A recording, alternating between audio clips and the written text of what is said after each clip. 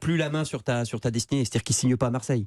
Il signe pour ce qui se passera après. Ce qui se passera après, il en sait rien, puisque quand tu es sous contrat, tu es sous contrat. Donc je pense qu'il y a un manque de lisibilité.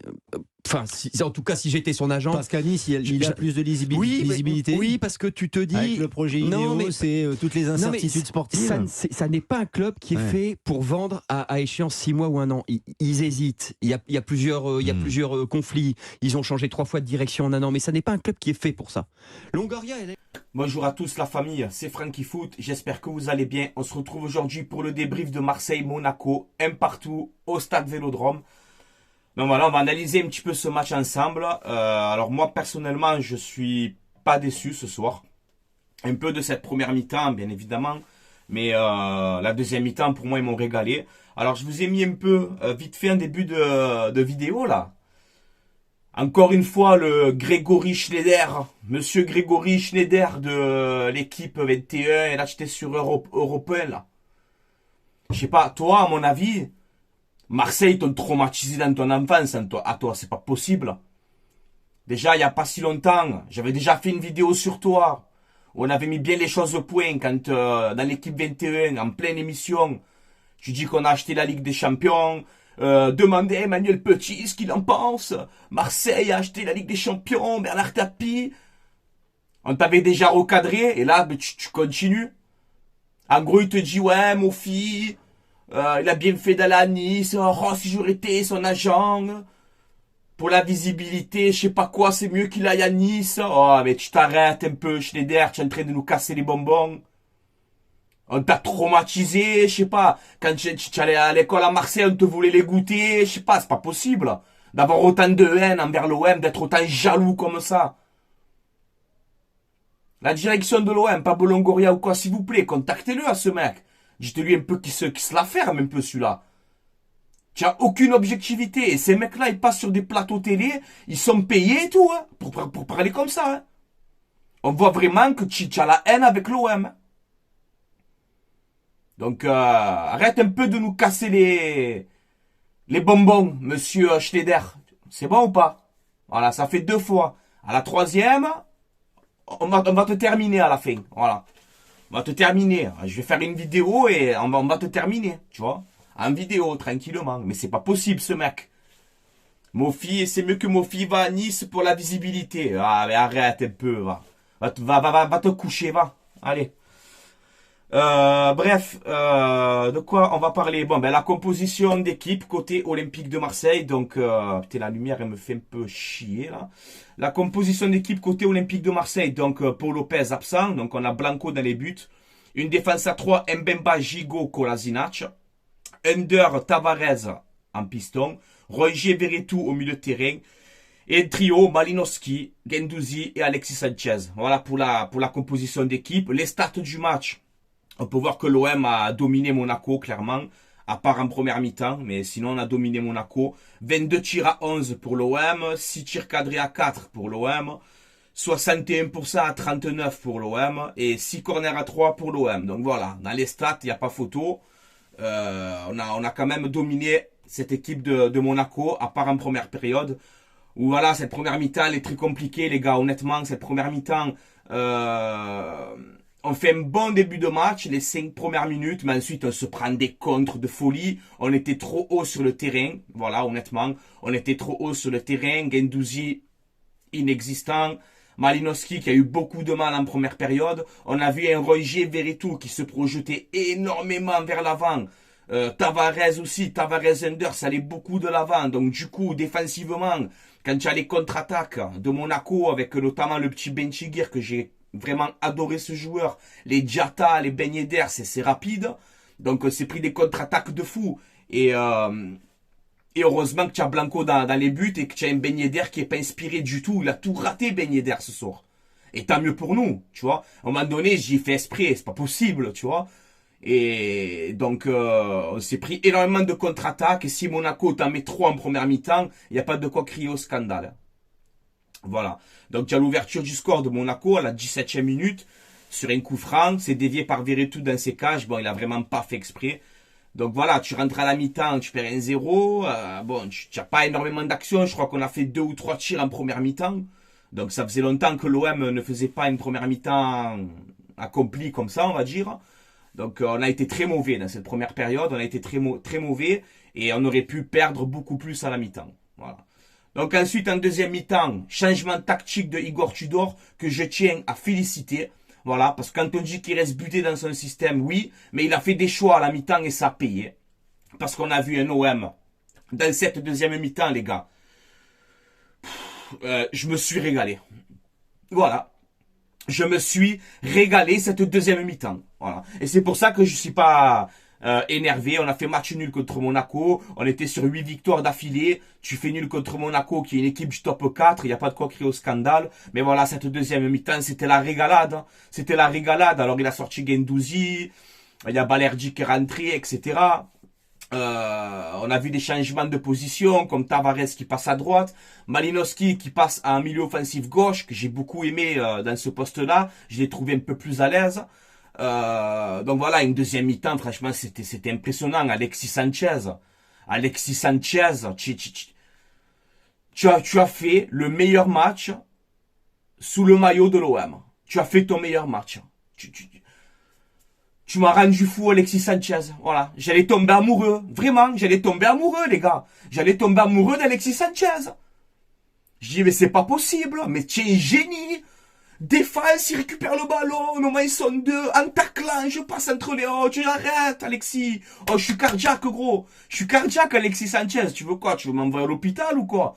Tu m'as régalé, Alexis Sanchez, dans un vélodrome en folie. Bravo aux supporters aussi. Le vélodrome, les gars, c'était exceptionnel. Quand ils sont rentrés au début de match, quand ils sont rentrés sur la pelouse avec le haut arme derrière, oh là là, j'étais à la maison, je suis pas pu aller au stade. J'étais à la maison et j'ai mis le son à fond. C'est-à-dire la barre 60 et j'ai mis 60. Voilà, je suis dans un bâtiment, les voisins, pas les voisins, 60 j'ai mis. Vous m'avez chauffé d'entrer les supporters. Bravo aux supporters. Donc voilà, pour en revenir, ouais, je m'enflamme, mais pour en revenir à cette deuxième mi-temps, franchement, les gars, qu'est-ce qu'on peut reprocher à l'Olympique de Marseille, honnêtement? J'ai discuté avec mes cousins, là, juste après le match, on discutait de ça, mais qu'est-ce que tu veux que je reproche à l'OM dans cette deuxième mi-temps? Monaco n'a pas existé. Ils n'ont pas existé. On les a bouffés toute la deuxième mi-temps. Voilà. Je crois que de la 45e à la 65e, on enchaîne 7 ou 8 frappes. Un truc comme ça. Alors qu'en première mi-temps, on tire 2 fois. J'ai dit, oulala, Igor Tudor, c'est vrai qu'il a bien parlé à la mi-temps. Il a fait des choix tactiques et ça a payé, on va gagner ce match. Surtout que tu égalises rapidement avec Sanchez. Donc j'ai dit, on va y arriver, tu vois. Mais bon, le match se termine un partout. Qu'est-ce qu'on peut dire? Pour moi, on ne perd pas le match. Voilà. On ne perd pas le match. Donc ça reste quand même un point malgré tout positif, tu vois. Parce que c'est Monaco en face, les gars. C'est pas Lorient, c'est pas Troyes. C'est Monaco, tu vois. Donc, tu prends un point ce soir. Tu ne perds pas. Tu fais une deuxième mi-temps où tu t'es rattrapé de ta première, que tu as été pas bon. La deuxième mi-temps, tu as dominé en long, large, en travers, où tu as envie. Tu as eu des joueurs qui se sont surpassés. Hein? On va faire les tops et les flops. Hein? Verretou, tu as été exceptionnel. Voilà. Alors le but, c'est pas sa faute. Il a des vies comme ça peut arriver. Mais Verretou, en ce moment, depuis le retour de la Coupe du Monde, Verretou, les gars, il a passé de palier, ce mec. Il a été partout aujourd'hui. Verretou, tu as été énorme. Roger, des fois, tu as fait un peu des mauvais choix. Hein? Comme d'habitude, des fois, tu vas aller vers l'avant, tu n'arrives pas. Mais ça va. Dans l'ensemble, on va dire que tu as été correct. Tavares, énormément de déchets. Alors, il a failli marquer, il s'est créé des occasions. Il a eu du mal à défendre, mais la deuxième mi-temps, ça a été mieux. Côté droit, c'était la première fois qu'on te voyait un peu dans ce poste. La deuxième mi-temps, ça a été un peu mieux. Blanco, je tiens à le féliciter. Franchement, tu as vraiment remplacé comme il faut Pau Lopez. Donc, bravo Ruben Blanco. Voilà, tu as mangé Ben Yedder à toi tout seul. Donc, bravo à toi. Gigot, les gars, Gigot aujourd'hui, exceptionnel. Voilà. Il a tout gagné ses duels, dans le duel aérien, dans le pressing, dans les récupérations de balles, même dans son jeu pour porter la défense, pour sortir le bloc et tout. Gigot aujourd'hui, les gars, masterclass. Voilà, Balerdi, il est rentré vaillant. Balerdi, je le dis, je commence à y croire maintenant. Lui, c'est pareil. Autant décrié, là, il est en train de passer un petit peu de niveau, Balerdi. Il est en train de monter en puissance. J'ai adoré son entrée à Balerdi, les gars. Bravo, Mino, c'est bien. Malgré tout ce que tu as pris dans la tête, tu te bats. Et moi, j'aime bien Balerdi, la réaction que tu as et l'entrée que tu as fait, tu m'as régalé. Kolasinac, combattant. Franchement, combattant, il a été partout encore une fois. Il était KO à la fin. Il n'en pouvait plus, il a tout donné. Malinowski, voilà, première mi-temps compliquée. Deuxième mi-temps dans le poste de milieu offensif gauche à la place de Guendouzi, ça allait beaucoup mieux. Et Sanchez, t'es l'homme du match. Je t'ai dit, j'allais tomber amoureux, tu vois. Tu m'as régalé, Alexis Sanchez. Tu es énorme. Tu es énormissime, Alexis Sanchez. Voilà. Faire ce pressing, courir comme un chien comme ça. Faire des occasions comme tu as fait, dans les petits espaces, dans les petits périmètres, tu te retournes, tu vas en défense, tu reviens, tu repars, voilà, tu m'as rendu fou, Alexis. Tu m'as rendu fou. Voilà, tu m'as rendu fou. Bravo, Alexis Sanchez. Voilà.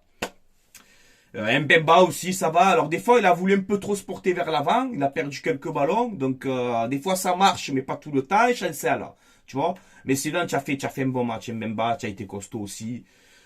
Voilà, bonne entrée de Payet. Dommage qu'on l'a pas rentré un peu plus tôt. J'aurais aimé le voir 10-15 minutes, tu vois. On l'a rentré à la 85e. Il t'a fait cette volée magnifique. Donc voilà. On fait un partout contre Monaco. On perd pas ce match. On garde toujours nos 5 points d'avance sur Monaco. On revient à un point de Lens qui a fait match nul. On met un point d'avance aussi sur Rennes qui a perdu à Lorient. Donc ça va en gros. C'est vrai que la victoire... Au niveau du classement, nous aurait fait du bien, mais ça va. Franchement, on s'en sort bien. Et cette deuxième mi-temps, moi, je peux pas leur en vouloir, les gars. Parce qu'ils m'ont régalé. Je me suis régalé. Voilà. Ouais, je me suis régalé, les gars. Donc, le classement, je vous le mets juste ici. Premier, Paris Saint-Germain. Ils ont un match à moins, 47 points. Deuxième, Lens, 45 points. Troisième, l'OM, 43 points. Donc, tu as 2 points de Lens. Quatrième, donc, Monaco, 38 points. Tu conserves tes 5 points d'avance. C'est très bien. Et cinquième, Rennes, 37 points. Donc, tu leur mets 6 points. Et sachant que mercredi, on se déplace à Nantes. Et si on joue comme ça, si on fait cette deuxième mi-temps comme ça, à Nantes, ça passe tranquille. Voilà, ça manquait de respect aux Nantais. Mais si tu fais cette deuxième mi-temps comme ça, à Nantes, tu dois t'imposer. Il y a pas de raison. Donc voilà les gars, en tout cas voilà, bravo aux joueurs parce que vous avez tout donné sur le terrain et nous c'est ce qu'on aime les supporters de l'OM, on ne demande que ça, on s'en fout nous des stars, des ci, de là, on s'en fout, nous on veut des joueurs qui mouillent le maillot, qui donnent tout sur le terrain et ce soir c'est ce que vous avez fait, la première mi-temps vous l'avez foré, mais la deuxième mi-temps les gars, je peux pas vous dire quelque chose, voilà, vous avez tout donné sur le terrain et on aime cette mentalité nous. Voilà.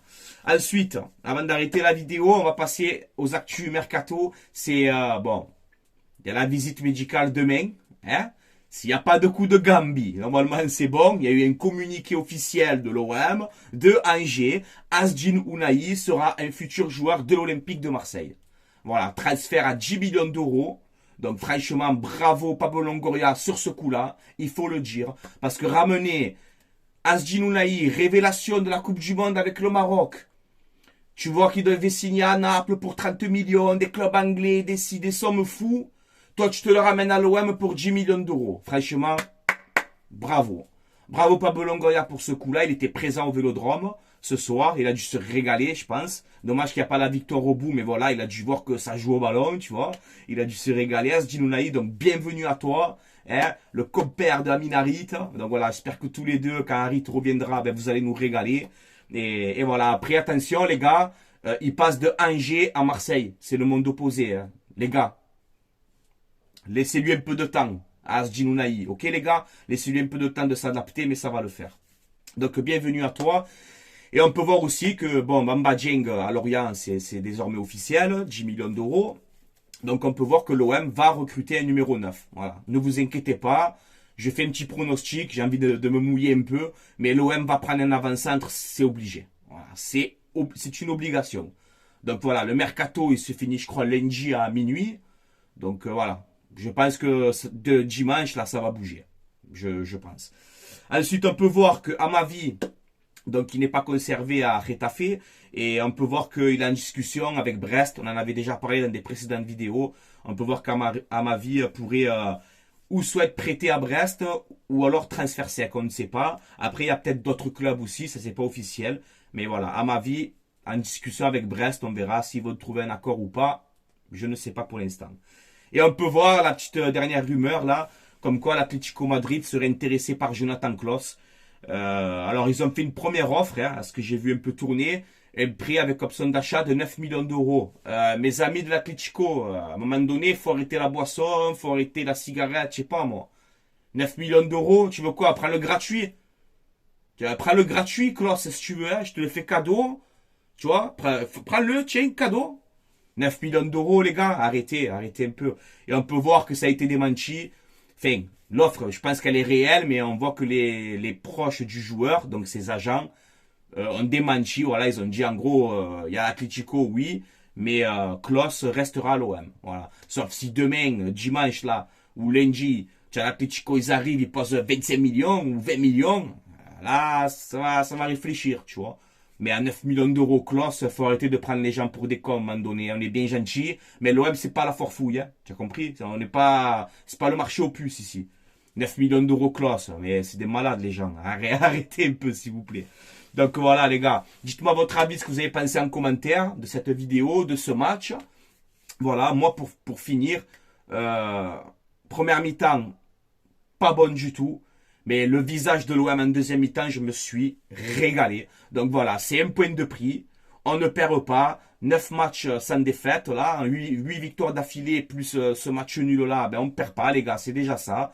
On a su rebondir. Première mi-temps, elle n'était pas bonne. Ben, la deuxième mi-temps, on a montré que on est solide, on est costaud, tu vois. Et qu'on a la dalle cette saison. Donc moi, voilà, pour le visage qu'ils ont montré en deuxième mi-temps, moi, je dis quand même bravo parce que vous avez eu vraiment un sursaut d'orgueil, tu vois, comme on dit. Et vous m'avez régalé cette deuxième mi-temps. Alexis Sanchez, ce match, tu es au-dessus de tout. Hein. Tu es au-dessus de tout.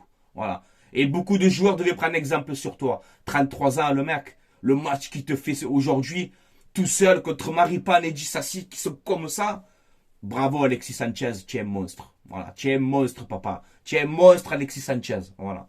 Donc, dites-moi votre avis en commentaire, ce que vous en pensez du match.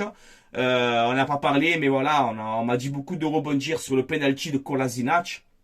Donc, je vais vous mettre à la fin de vidéo Pablo Longoria qui est passé devant la VAR à la fin du match, il a pété un plomb. Voilà, tu vois, en espagnol, il te dit, en gros, la VAR, elle sert à quoi, la VAR? À quoi vous servez? Parce que c'est vrai que sur Kolasinac, les gars, il y a penalty pour l'OM. Voilà, oui. Et j'aime pas parler d'arbitrage parce que c'est un peu de mauvaise foi. Mais pour moi, il y a penalty pour l'OM. Je vais vous mettre la photo, là. Le mec qui lui tape le pied, il écrase la cheville. Il faut quoi? Il faut mettre un tank sur sur le joueur. Il faut quoi? Il faut qu'il va à l'hôpital, Kolasinac, pour qu'on siffle quelque chose. Donc l'arbitrage s'était très bien passé, honnêtement. À part cette action-là, où pour moi, il y a penalty sur Kolasinac, ça me faut. Voilà. Et il faut être honnête et objectif, les gars. Commencez pas à me dire, non, mais c'est pas vrai. Non, non, c'est la vérité. Il y a faute sur Kolasinac, les gars. On est bien d'accord. Bon. Bref. On sait, de toute façon, nous et les arbitres, c'est toujours un petit peu compliqué. Mais voilà, les gars. Allez, je vais vous laisser là. Allez, l'OM à la vie à la mort, comme d'habitude. On a fait un bon match quand même dans l'ensemble. Et on se rattrape mercredi à Nantes. On va les taper au Nantais. Si on joue comme ça, on va les taper. Commentez, les gars. Likez la vidéo si elle vous a plu. N'hésitez pas à vous abonner aussi. Ça fait toujours plaisir, les gars. Et je tenais à vous remercier de me suivre, de commenter, etc. Franchement, force à vous, les gars. Et voilà, je vais aller me reposer parce que je suis un petit peu fatigué. Donc voilà. Allez, l'OM à la vie, à la mort, les gars. Et je vous mets l'extrait de Longoria qui pète un plomb à la VAR. Et il a raison, Pablo. Impose-toi un peu. Tu as raison de gueuler. Moi, je suis 100% avec toi sur ce coup-là, Pablo Longoria. Allez, bonne journée, la famille. Enfin, bonne soirée, plutôt. Allez, ciao, ciao. Allez, l'OM. Allez, l'OM, les gars. Allez, l'OM. À la vie, à la mort. A cosa serve la VAR? A cosa serve? Porco cane!